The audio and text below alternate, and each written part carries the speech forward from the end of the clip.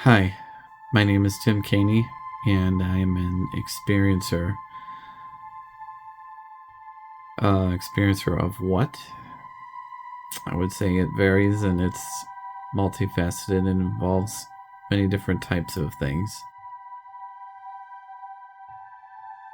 So when I was probably in first or second grade, we lived in a small duplex in Baraboo, Wisconsin, and I had a bunk bed with my brother. I had the top bunk at this time, and I always seemed to have some issues going to sleep at night. I'd often hear our laundry room door opening and shutting, and as a kid, I always thought it was ghosts or something, or at least I just felt that way. But that wasn't the only thing that would trouble me. I have conscious memories of lights appearing through our bedroom window. So we had this small above grade window right at the top of our bedroom, kind of right against where the top of my bunk bed was. Just being really scared and having the covers up over my head as a kid and seeing a very strange light coming through the blanket through the window. The overhead lights weren't on in the room. We were supposed to be in bed going to sleep, and I remember the color being sort of from the value of a weird green to a weird blue. What would happen next would always really, really terrify me. I would start to feel touches or like poking going on, starting kind of at my feet. I think going up along my sides and then going up towards my head, kind of like somebody was trying to press my blanket all around me. And I would get so scared and I would have that blanket up over my head that I would just lose the ability to cry out for help. My voice would be gone, and all I could do was sit there and wait for it to be over. I often lose track of the memory after that. It all kind of fade. Another piece to my childhood is having a very troubling recurring nightmare, besides that conscious memory I just talked about. I always remember in the dream feeling like it was very real. I'm laying on my back. I can't feel what the surface is. It feels flat. I don't feel cold or warm or anything, but I know I'm terrified. I feel like I can't move or should move. And I'm looking as I'm laying down sort of towards where my feet would be. I see my knees up in the air. My knees are without clothing or without, pajamas. And that kind of makes sense. My brother and I used to just go to bed in huge t-shirts and underwear, so that would make sense why that would be. But in the dream, my surroundings are all dark. If I were to describe what it looked like beyond, the left was all black and all dark. At my feet, I see two figures standing like statues, motionless, emotionless, just looking at me. And in my dream, I always saw them as, and this is going to sound funny, Morticia and Gomez Adams. That's what they look like anyways. Tall, fair-skinned, well-kept, suited, pale person, mustache, and the hair very well coiffed. And then the female was shorter, but very pretty, I guess I would say. Very feminine, but also very matronly, and had the long black hair, kind of flips out, and her dress, I think, was kind of sequency or black. But what was striking was how pale their skin was, and they had no features other than the basics. They didn't really have any eyes that you could speak of. And they both stood there, like I said, and were just watching, not moving, not expressing anything. And as I'm understanding that in the dream, every time as this kind of continuation happens, there's a figure that I am aware of right next to my face that I can see to my right. As I see it, it's all blurry in the memory in the dream, but it's like it's a bald head, grimace face, and these hands are up like, coming to get you sort of thing. And it's hard to make out any other features. It looks like a dark jacket on their back, kind of hunched over. And of course, in the dream, that's terrifying, and I kind of look back to where I was, and I look above, and there's this device that is coming down. If I were to describe it, it looks like an old oil applicator for motor oil with the bulbous base and a long needle, and it's got the color of metal, maybe silver, and some gold filigree sort of things going in on it. At that point, things start to kind of fade, and I should mention before I get to the next part that beyond the figures and the device, I can kind of make out some dim light in the room or wherever I'm at, and it's more light towards the bottom where it would be meeting the floor. I can see that the wall is curved and segmented, kind of like a waffle, and it's kind of reddish and orangish, but all of the features of the wall make it seem really dirty and dark. And so as the scene progresses, I lose my vision. I'm going somewhere else. I'm terrified because I am a kid in this dream. And it's at this point that I feel the pain and the pressure in my abdomen, sometimes it was my other side, the rear end. And it's very uncomfortable and very unsettling. So life would go on as I'm trying to be a, integrated youth in elementary school, being different, like I said. And I always experience deja vu all the time. And sometimes I think of it as suffering because I would be in the middle of something in a flow or just really enjoying the present moment, and all of a sudden I'd be hit with a brick wall of, my God, I've done this already. Like, not just hey, this feels familiar, but it was like memories were catching up to me that I've already had or done that, and robbed me of that kind of pure experience of that moment. So through high school, there wasn't a lot in the way of these sort of experiences that I remember. Middle school was only 2 years. I'd grown up pretty quick, got a job and everything, kind of the run-of-the-mill Midwest life. That is until I think I got to college. Went to UW-Madison, but I started having lucid dreams in college, which is from what I did a lot of research after them and learned about that terminology. One particular dream, well, I would call it a nightmare, because it was. And these dreams were always so troubling because it wasn't just, an easy in and then something happens, and an easy out is just, bam, an image, something's going on, and then bam, it's done. And this one, I hear it before I see it, and what I hear is the most god-awful, guttural, growling yell, howl, and filled with like liquid too, and a snarl and a breathing in.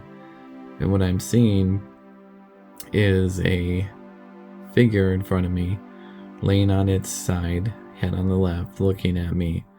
And it looks like it's being squished or compressed. The way the angling is, I can see the right shoulders and the left shoulders a little bit. The arms are really tucked into the side. I'm only seeing down to the sternum. And that sternum really always caught me. It was ridged and bony, and the ribs look emaciated. Skin color was very smoky gray, very dark, wrinkled, very drawn tight skin. The head was bulbous and elongated. The eyes were tall, and in the dream they looked like they were glowing, kind of like animals at night. But they were watery, very watery. And there was some kind of, I don't know, transparent lids around them. But what really also got me was the mouth. It was eccentrically long. The jaw was really, really, really drawn open in that sound that it was making. And the mouth details, there was a couple things bifurcating it from the top to the bottom. And you can see the back of the throat. And again, I was feeling terror at this thing, but at the same time, as this is happening, suddenly had a change of emotion and felt immense pity and concern and care for this creature, because it felt like it was in pain, that it was trying to communicate that to me and almost asking for help. So if we fast forward a little bit through the rest of college, I met my wife, and we ended up moving in together after I graduated. This is when I kind of started to have some interesting things happen. I would start to have this nighttime anxiety, and it started out very minor, but it would increase in potency and frequency as the years went on, where, we might have dinner and we'd relax after that on the couch or in the living room, whatever. My wife might fall asleep before me, which typically would happen, and I just suddenly would be overwhelmed with this unknown or vague sense of dread, or that something was going to happen.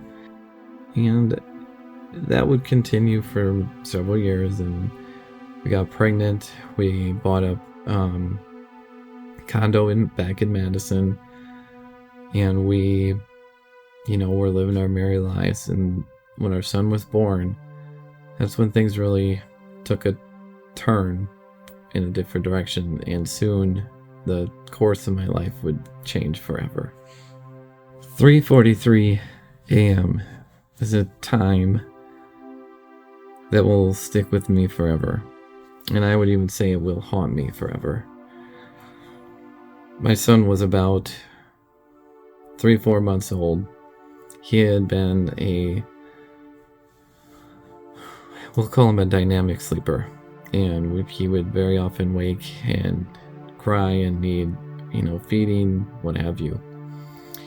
After that ended, after he was sleeping through the nights, I started to awake every night at 3:43 a.m.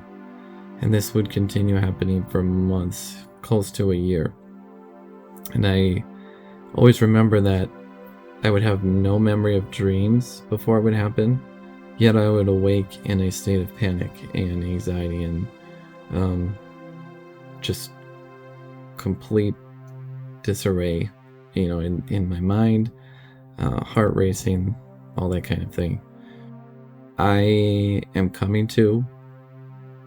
I hear and feel this resonating, drumming, repeating hum, like wom wom wom wom wom wom wom in my head. I can't see because I can't open my eyes. I try to. I can't move, but I know that I am awake because I can feel my environment around me on my skin and hear things in my room that, would normally be there. Eventually, that hum and that vibration that I could feel in my bones stopped, and I could suddenly move again. I opened my eyes, and all at the same time I sat straight up in bed, panting, breathing hard, trying to figure out what happened. And of course I'm panicked and confused and in just a state of shock. The first thing I do is notice that the room is kind of bathed in this weirdish blue light, and I try to wake up my wife. First a whisper, then a poke, then her name, saying it a little louder. Doesn't stir, doesn't even respond. It was as if she was dead to the world. Sorry, honey, but that's what it was like. Without being able to wake her, I'm still kind of frozen in bed, other than being able to move, upright and left and right. And then at the same moment, I have this immense, overwhelming sensation and feeling that there is a person right next to me. And for that feeling to be there was just that something was there, was just so unnerving that I remember kind of shutting my eyes and instinctively swiping out with my left hand and looking to see what the heck was there. And this was all in a matter of seconds, all of this happening.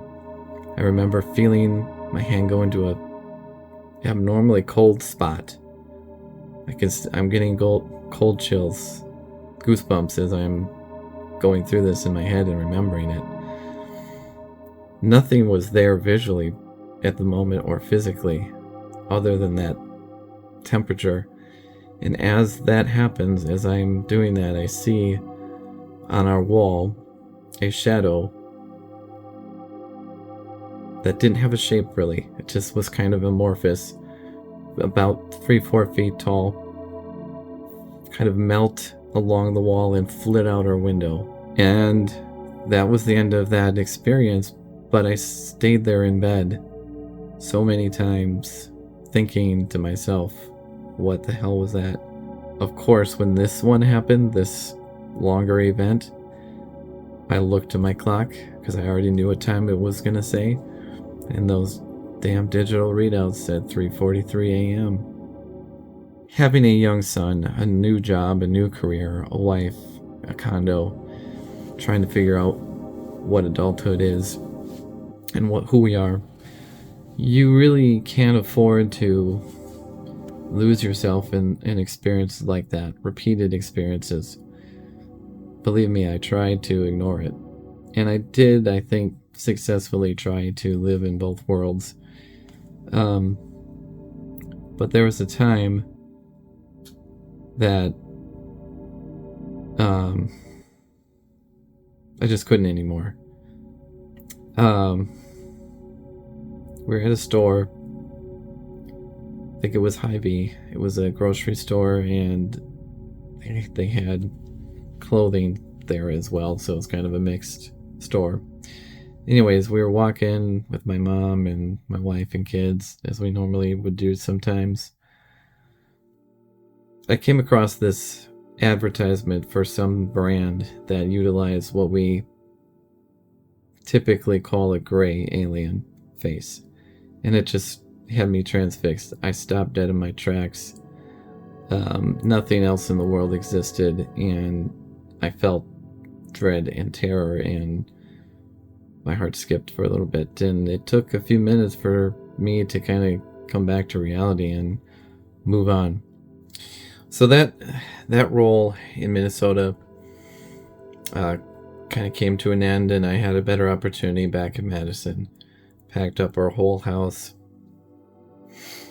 moved, and during all this time, we had another son, and found out my wife was pregnant with our daughter as I'm traveling back and forth until we moved back to Madison full-time. So, trying to work another full-time job, having more kids than parents, it's a busy life. And all through it all, I couldn't help but think about all of those events in my life, and especially 3:43 a.m. Couldn't get out of my mind.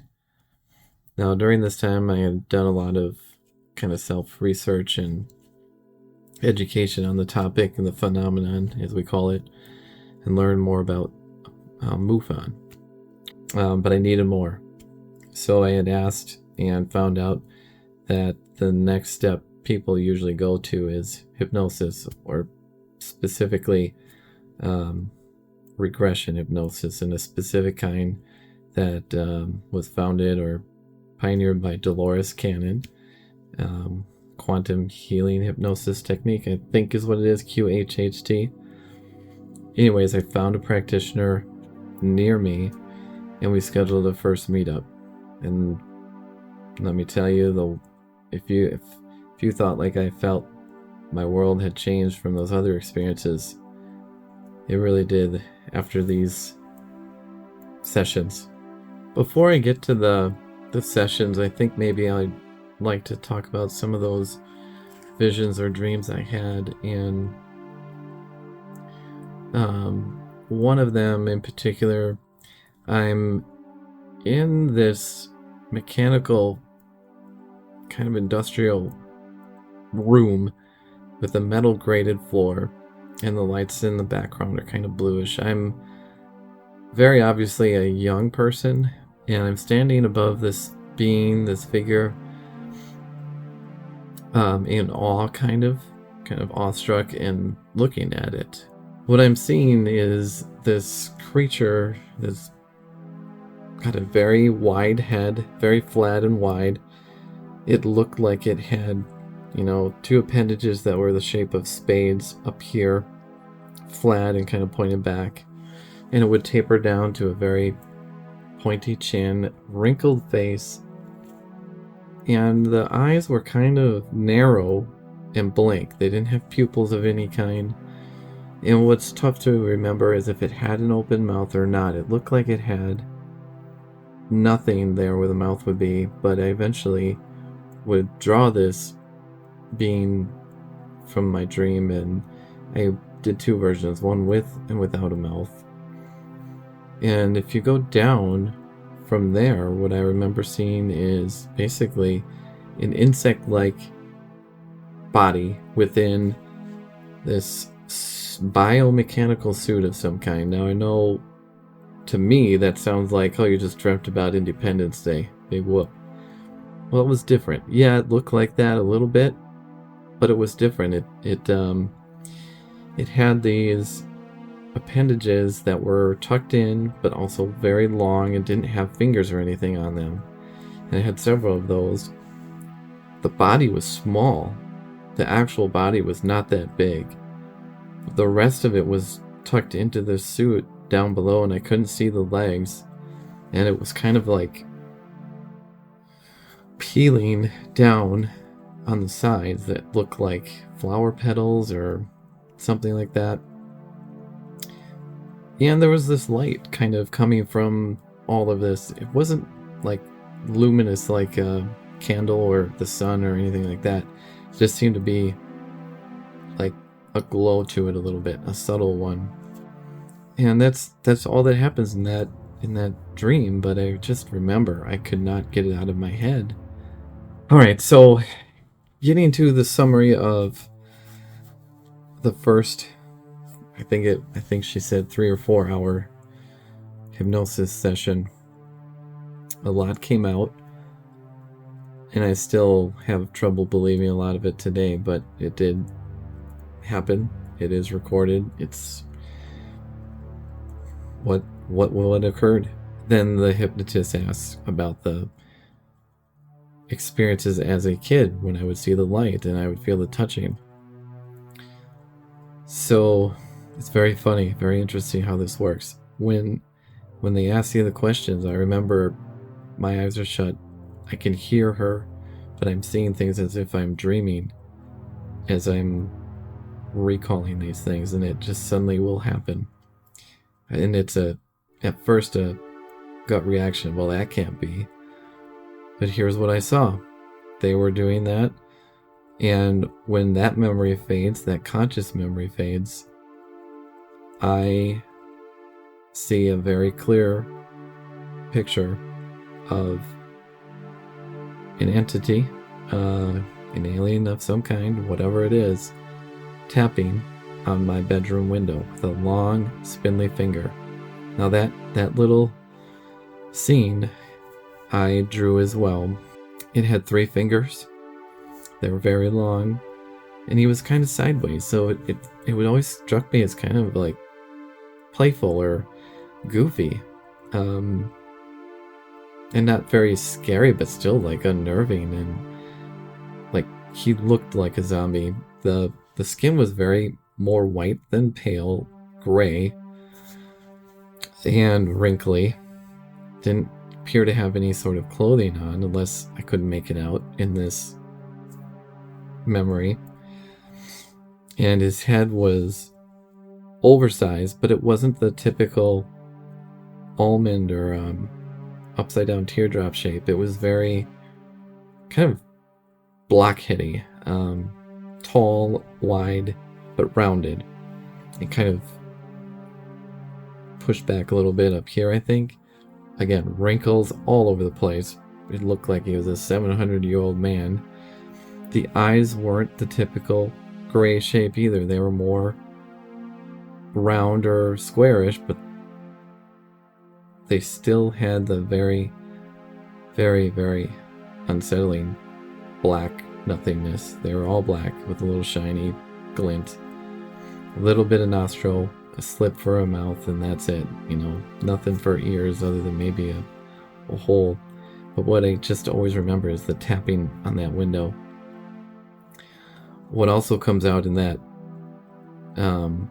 session is, prior to him appearing, is that light. And the light kind of confusing me as a kid. I don't know if it's lightning from a storm, but there's no sound.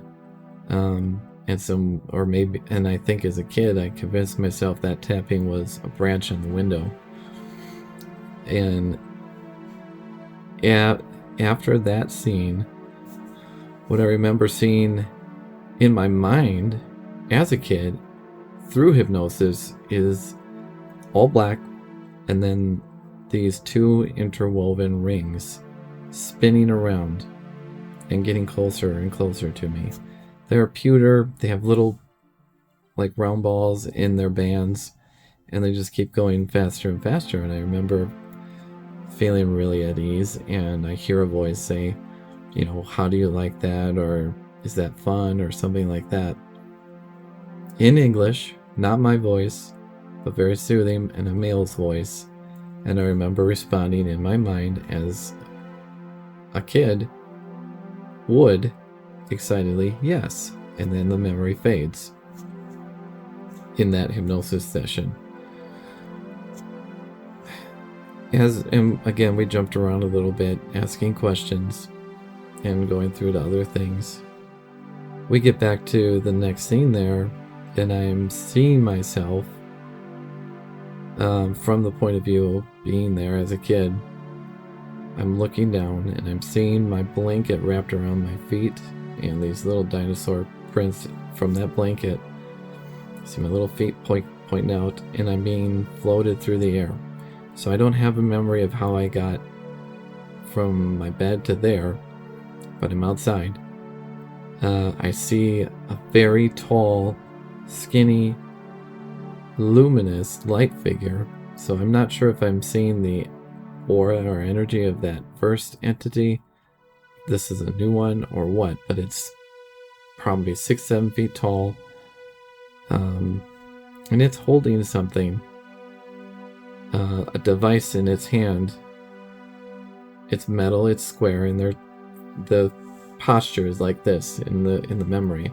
So I know they're doing something. They look official, look like they're in charge. And I'm looking around, and I see 4 figures, 2 on each side. Again, they're all light or energy.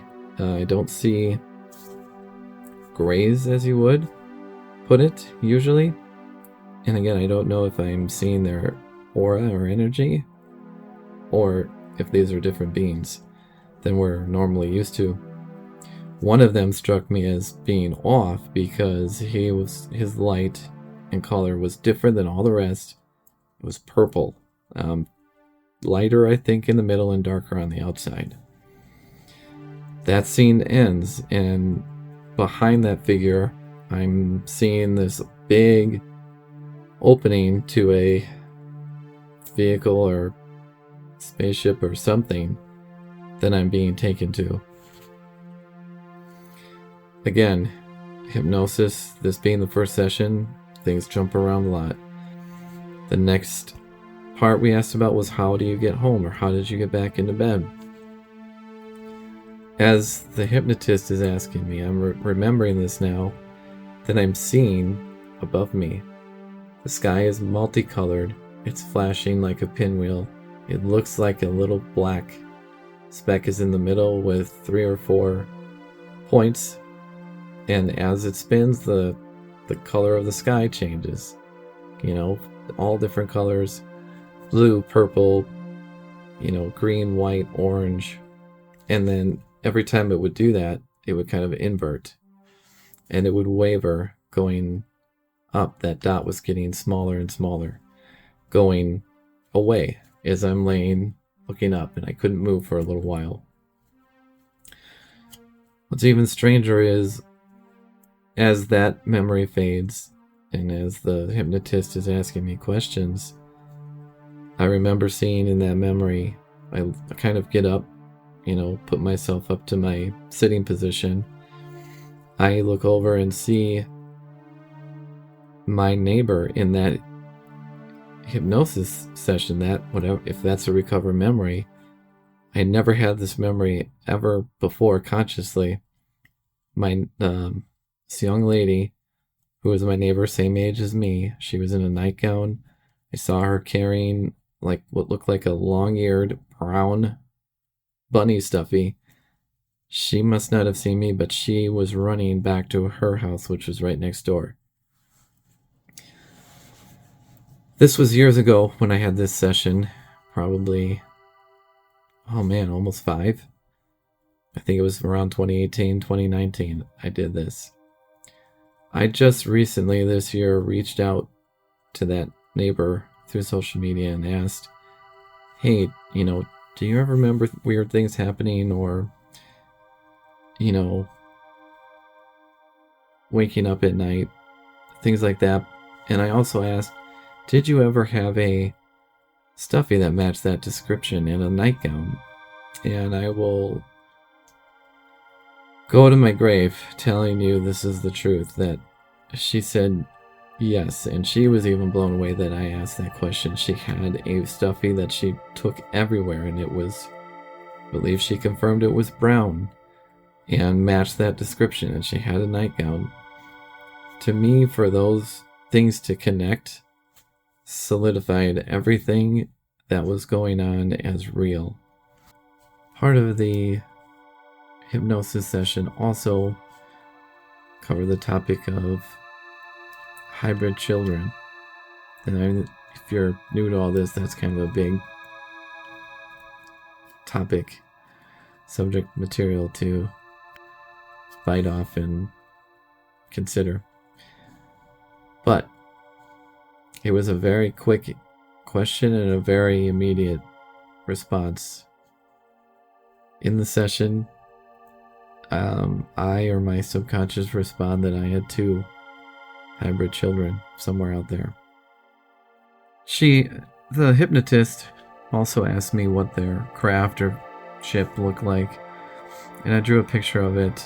But I remember it being very unique to me anyways, and it didn't match like your typical, you know, disc or saucer or sphere or something that, you know, I could have come up with from just mass media or whatever. It was interesting. It appeared to me in all gold. It was a long, kind of narrow tapered rocket ship looking thing with 3 outriggers and smaller, I don't know if there were tall rocket pods or whatever on the end of those, and that seemed to be what moved around. At the top of this craft, there was a light that, what I recall, was it would move around or it would spin. It was kind of the color of red, and it would flash. So we ended the session after about 4 hours and go home. That's a lot to process. And again, not a lot of other options other than to keep living your life, which we did. Ended up going back, I think, 2 or 3 more times. Have a couple of those sessions. Nothing quite as revealing. Yeah, we still couldn't get through the block for 3:43 a.m. saying I wasn't ready yet. But what's interesting is there was a message of preparation from someone, subconscious, whatever. The hypnotist was referring to, is that for the awakening? And something was saying that's not what we call it. And so we don't know yet. There was a few times during the pandemic when I had some lucid dreams about certain things. One of them, I was in this medical hospital. I went through some doors that I shouldn't have. And I remember hearing somebody say it's all about the magnesium. Never figured out what that meant. And another one, I remember looking in a mirror and seeing this figure that was very perturbed or upset that I had come across them or was looking at them.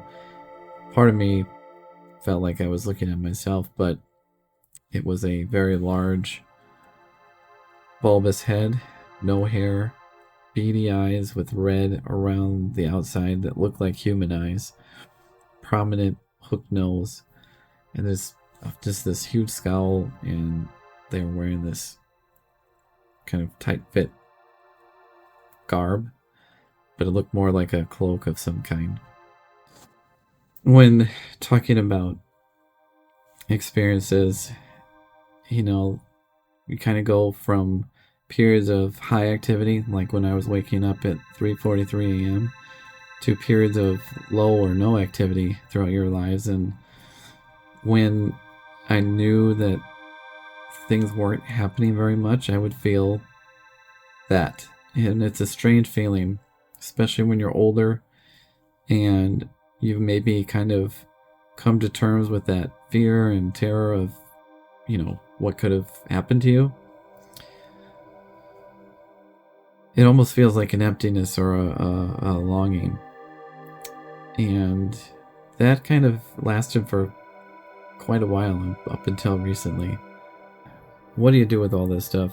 My desire then, in the last couple of years, was to share my story, to inspire others to come forward with their own, or at the very least, look into their own experiences, uncover their weird parts of their lives, bring them up to the surface so that they can go on their own path of self-discovery and truth and be at peace with them and integrate them into their lives so that they're not burdened by them anymore.